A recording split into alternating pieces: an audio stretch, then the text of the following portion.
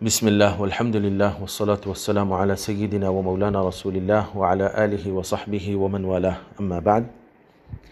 کیا قربانی گھر کے ہر اس فرد پر لازم ہوتی ہے جو صاحب نصاب ہو، یا گھر کا ایک فرد جو ذمہ دار ہوتا ہے، گھر کا بڑا ہوتا ہے، وہ ایک آدمی اگر قربانی دے دے تو سب گھر والوں کی طرف سے ادا ہو جاتی ہے؟ تو جاننا چاہیے کہ قربانی احناف کے نزدیک ہر اس شخص پر واجب ہے جو صاحب نصاب ہو۔ اور نصاب کیا ہے؟ حاجات اصلیہ جو ہوتی ہیں انسان کی، بنیادی جو ضروریات ہوتی ہیں، مکان، سواری وغیرہ، یہ بنیادی جو ضروریات ہوتی ہیں، ان کے علاوہ اگر زکوٰۃ کے برابر، زکوٰۃ کے نصاب کے برابر مالیت موجود ہو تو ایسے شخص پر قربانی واجب ہو جاتی ہے۔ اتنی مالیت موجود رہنا ضروری ہے، چاہے وہ گھر کیوں نہ ہو۔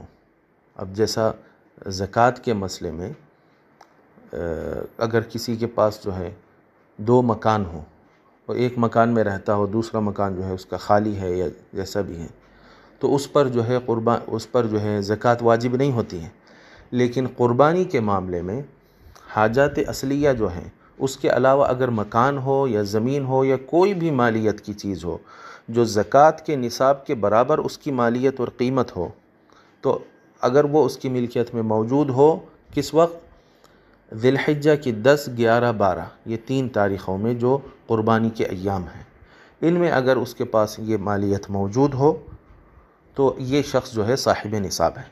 اور ہر صاحب نصاب پر قربانی واجب ہے، چاہے ایک گھر کے ہی افراد کیوں نہ ہو، ایک ہی خاندان کے افراد کیوں نہ ہو، ہر ایک کے پاس اگر ایک ہی گھر کے اندر رہنے والے، یعنی باپ ہے، ماں ہے اور اس کی اولاد ہے، بیٹے بیٹیاں ہیں، ان میں سے ہر ایک آدمی اگر اتنی ملکیت کا جو ہے مالک ہے اور صاحب نصاب ہے تو ہر ایک کے اوپر جو ہے قربانی واجب ہوگی۔